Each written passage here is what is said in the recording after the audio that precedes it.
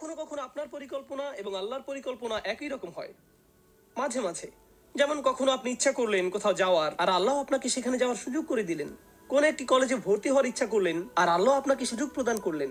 সিদ্ধান্ত নিলেন দ্রুত গ্র্যাজুয়েট হওয়ার, আর আল্লাহ আপনাকে সুযোগ প্রদান করলেন। এর অর্থ হলো আপনার প্ল্যান এবং আল্লাহর প্ল্যান একই ছিল সেই একটি বিষয়ের জন্য। কিন্তু মাঝে মাঝে আপনার এবং আল্লাহর পরিকল্পনা একই রকম থাকে না। অনেক সময় ভাবছিলেন 10 বছর ধরে চাকরিটা করবেন, 6 মাস পরে আপনাকে ছাঁটাই করে দেওয়া হলো। কোন একটা ভার্সিটিতে ভর্তি হওয়ার আবেদন করলেন, আপনার সবকিছুই ছিল সেরা, কিন্তু তবুও চান্স পেলেন না। অন্যদিকে আপনার চেয়ে অনেক কম যোগ্যতা সম্পন্ন বহু ছেলে মেয়ে চান্স পেয়ে গেল। অনেক সময় আপনার এবং আল্লাহর পরিকল্পনা একই রকম থাকে না।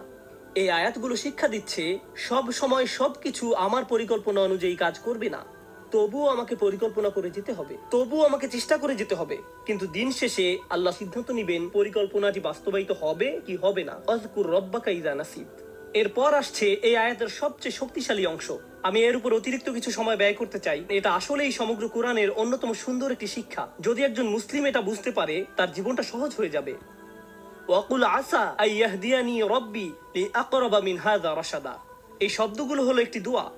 দুয়ার চেয়েও এটা আশায় পরিপূর্ণ একটি বিবৃতি। চলুন এই দৃষ্টিকোণ থেকে এর সাথে পরিচিত হই। আপনি ভবিষ্যৎ নিয়ে চিন্তা করছেন, শুধু আশা শব্দটি ব্যবহৃত হওয়ার দরুন তারাজ্জি, আরবিতে যাকে বলা হয় হরফুত তারাজ্জি বা ফিআলুত তারাজ্জি, এমন ক্রিয়াপদ যা আশা প্রকাশে ব্যবহার করা হয়। আল্লাহ আমাদের এই আয়াতে শেখাচ্ছেন মুসলিমকে অবশ্যই ভবিষ্যতের ব্যাপারে আশাবাদী হতে হবে। কোরআনের প্রতি আমাদের ঈমান ভবিষ্যতের ব্যাপারে আমাদেরকে আশাবাদী করে তোলে।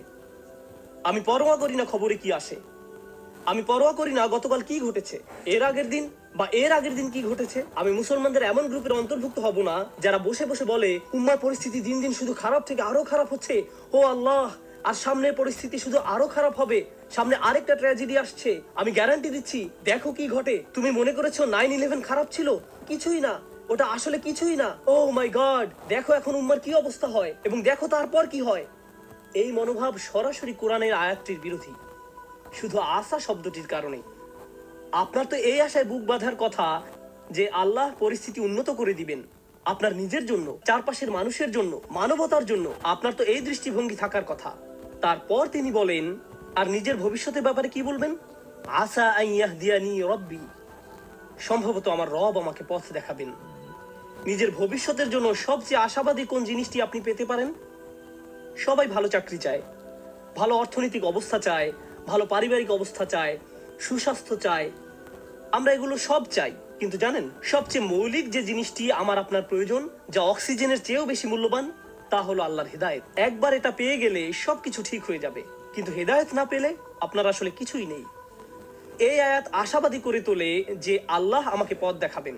আসা আইয়াহদিয়ানি রব্বি, আমার প্রভু আমাকে পথ নির্দেশনা দান করবেন, তিনি আমাকে ভুলে যাবেন না। ভবিষ্যতের জন্য ওয়াদা দেওয়ার সময় আমি তার স্মরণ করব, তাহলে তিনিও ভবিষ্যতে আমাকে স্মরণ করবেন। ইনশাআল্লাহ বলার মাধ্যমে আমি তাকে স্মরণ করলাম, যখন ভবিষ্যতের কথা আসে তিনিও আমাকে স্মরণ করবেন। ফাজকুরুনি আযকুরকুম, সুতরাং তোমরা আমাকে স্মরণ করো, আমিও তোমাদের স্মরণ করব। এখন আল্লাহ আপনাকে হেদায়েতের গ্যারান্টি দিচ্ছেন। আবার বলছি, এখানে মুসলমানদের বোঝার জন্য খুবই গুরুত্বপূর্ণ একটি ব্যাপার রয়েছে। সারা পৃথিবী জুড়ে বহু মানুষের মাঝে, আল্লাহিল আযীম, এই গ্রহের যেই প্রান্তে যান না কেন, মানুষের একই ধরনের বিভ্রান্তি, একই প্রশ্ন বারবার। আর সবচেয়ে কমন যে প্রশ্নটি আমি শুনি, মানুষ বলে ইসলামের এত বেশি দলমত রয়েছে, কোরআনের ব্যাখ্যায় এত বেশি ভিডিও পাওয়া যায়, বা হাদিসের ব্যাখ্যায় কেউ এটা বিশ্বাস করে, কেউ ওটা বিশ্বাস করে। এই হুজুর অমুক ফতোয়া দেয়, ওই হুজুর তমুক ফতোয়া দেয়, আমি কি এই হুজুরকে মানবো নাকি ওই হুজুরকে মানবো? কেউ বলে এটা হালাল, কেউ বলে এটা হারাম, কিছুই জানি না, সবকিছুই বিভ্রান্তিকর। এত বেশি দল, আমি কিভাবে হেদায়েত পাবো? কিভাবে আমি জানবো যে আমি সঠিক বিষয়টা অনুসরণ করছি? কিভাবে জানবো? আমার পক্ষে তো এত বেশি তথ্য প্রসেস করা সম্ভব নয়। আর আমি এর সাথে একমত। আমরা এখন মাত্রাতিরিক্ত তথ্যের যুগে বাস করছি। প্রতিনিয়ত এত বেশি মত আর পথের সাথে পরিচিত হচ্ছি, এমনকি ইসলামের ভেতরেও। এই হলের ভেতরে বসা শ্রোতাদের দিকে লক্ষ্য করুন, যদিও আমরা একই এলাকার, আপনি যেভাবে ইসলাম শিখেছেন তা আপনার পাশের জন থেকে খুবই আলাদা। যেসব শিক্ষক আপনি পেয়েছেন, যেসব মানুষের সঙ্গ লাভ করেছেন, যে স্কুলগুলোতে শিখেছেন, তা আপনার পাশের জনের থেকে একেবারেই ভিন্ন। তাই কোনো ব্যক্তি সহজে বিভ্রান্ত হয়ে পড়তে পারে যে কিভাবে আমি বুঝবো যে আমি সঠিক ইসলাম অনুসরণ করছি। আর এই আয়াত হলো তার জবাব। আমি কারো হেদায়েতের নিশ্চয়তা দিতে পারি না, ইউটিউব কারো হেদায়েতের নিশ্চয়তা দিতে পারে না, গুগল কারো হেদায়েতের গ্যারান্টি দিতে পারে না, এবং কোনো মানুষও হেদায়েতের নিশ্চয়তা দেয় না। এটা আমাদের আশা যে স্বয়ং আল্লাহ আমাকে ব্যক্তিগতভাবে হিদায়েত দিবেন। হেদায়েত অন্য কোথাও থেকে আসতে পারে না।